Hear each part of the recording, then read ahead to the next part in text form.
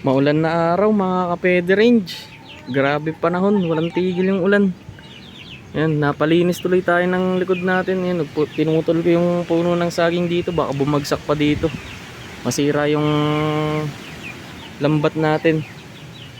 Yan. Naglinis ako, hindi ko pa natatapos. Yung ibang sanga pa ng malunggay hindi ko pa naputol, pero yung ito naputol ko na. Tsaka yung nandun sa dulo.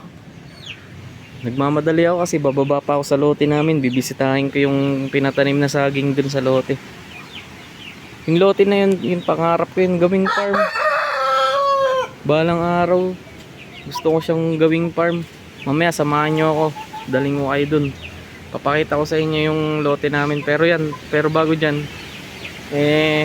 magpakain muna tayo. Pakain tayo, ganun pa rin pakain ko, pero dito sa wala pang 1 month, pure feeds pa. Ayan, dito yan, oh. Ayan, maliliit pa. Pero sa ano, ganun pa rin. Pero iba na yung timpla nito kasi naubusan ako kahapon ng darak. Sapal lang nyug, tsaka commercial feeds yan, 50-50. Tara, pakain na natin to. Kinain muna natin tong mga sisiw. Ayan, dapat tong mga 1 month old. Kaya ako may pure feeds pa tong mga to. Ayan. Pero pagka magdadalawang buwan na yan, sasanayin na natin yan sa ano, mixture natin patuka. Ayan tayo.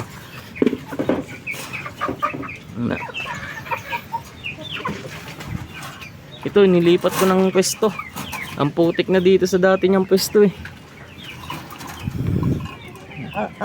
Kaya nilipat ko muna. Napakalaki ng katawan nito.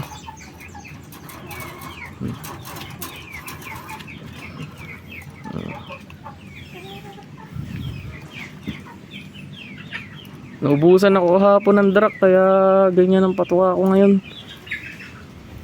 50-50 tayo ng commercial feeds at saka sapal ng nyug, no? Pakainin muna natin sila.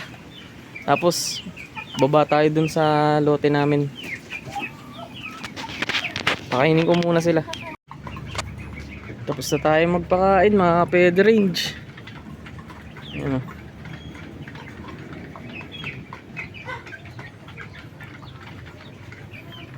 Ayan. Update ko lang din kayo dito sa backyard ko kung ano na nang lagay ngayon tag-ulan. Ayan. Tara, samahan nyo ako sa lote namin. Videoan ko na lang uli pagka nandun na ako. Tara, alis tayo. Para habang walang ulan makabalik agad tayo.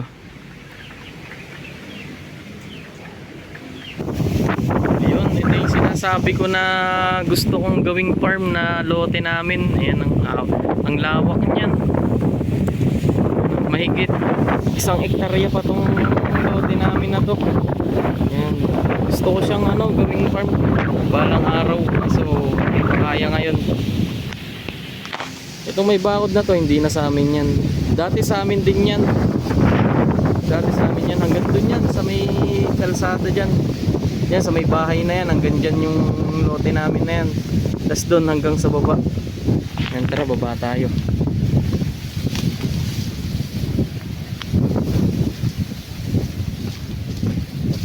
Masyadong madamo kasi ulan na.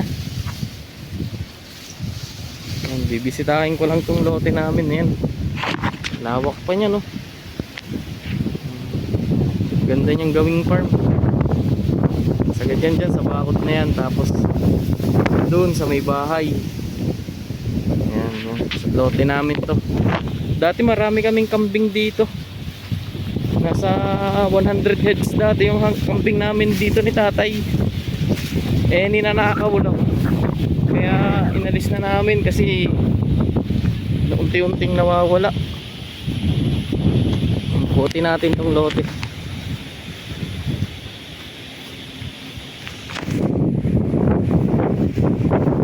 Kukuhain ko rin yung tinanim na mga puno ng saging dito dahil nagtanim daw sila ng puno ng saging. Binayaran ni tatay yung mga nagtatanim. Ayan o. Dati may bahay ng kambing dyan.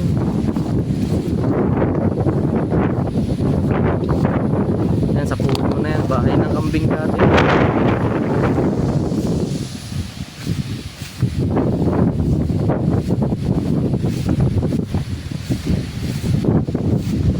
Masyado nang madamo dahil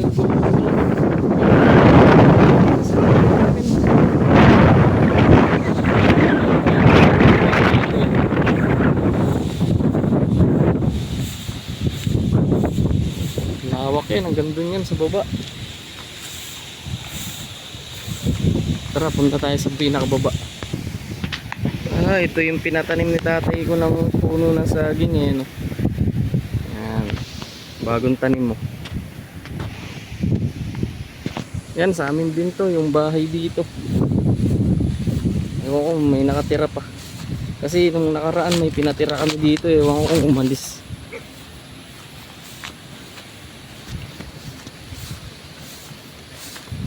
Yan, doon yan, lote namin na to. Ito yung gusto kong gawing farm, balang araw. Matutupad din yun pagka ay nagkapera. 50 piraso daw tong bagong tanim ng puno ng saging na to eh. Yan, yung bahay na yan, sa amin din yan. Walang nakatira. Wala nga. Wala, nakalaking pinto. Sa amin din to, itong bahay na to.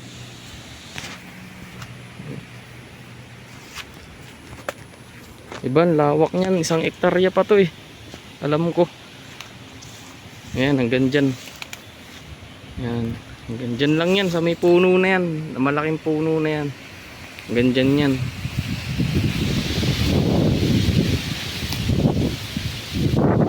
Diba?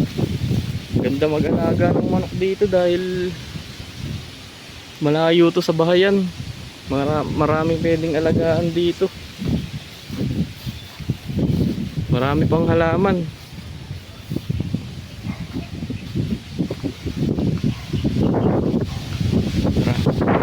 Putin natin yung lote. Ayan, dyan sa bakod na yan, hanggang dito yan, sa amin yan.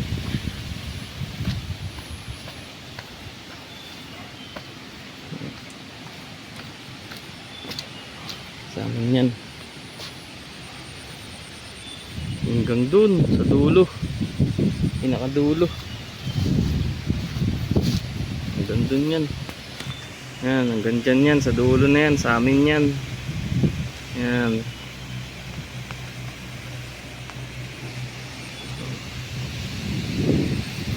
Madalang akong mapabisita dito dahil busy ako sa bahay eh, pagka uwi ko ng trabaho. Marami na akong ginagawa. Dahil puno ng buko dito. Ninanakaw lang. Wala kasing bantay. Pag may tumitira dito, maalis din agad. Libre na yung tira dito. Pero umaalis pa rin sila.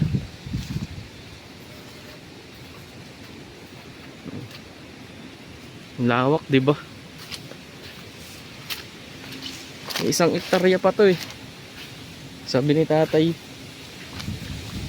Ito pala yung pinatanim niyang saging. Wala kasi dito si tatay sa amin.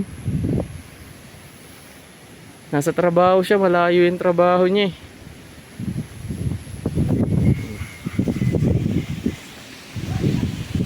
Andun yan, yung bahay oh. Yan yung bahay kanina. Hanggang dyan yan. Ang lote namin na yan. Tawak, diba?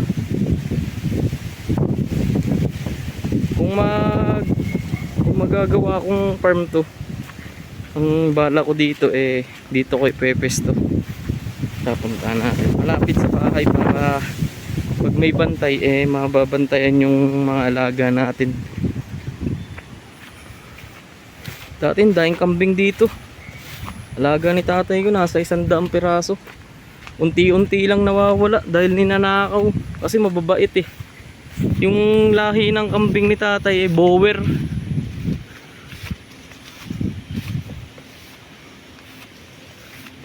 Yan dito. Yung puno ng atsyesa na yan, dyan ko balak magtayo ng bahay ng manok.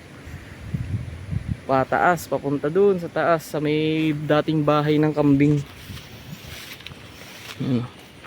Ayan yung may dating bahay ng kambing yan. Ayan. Nag-alaga kasi ng kambing dati yung bantay namin dito. Diba? Ayan, yan yung pinakabakod niyan, sagad yan sila sa bakod.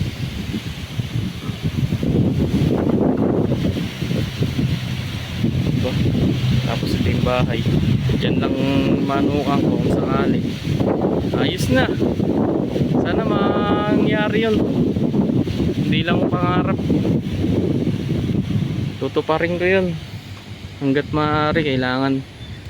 Kasi sayang naman tong lote namin na to. Hindi naman napapakinabangan. Kaya papakinabangan ko to pag dating ng araw.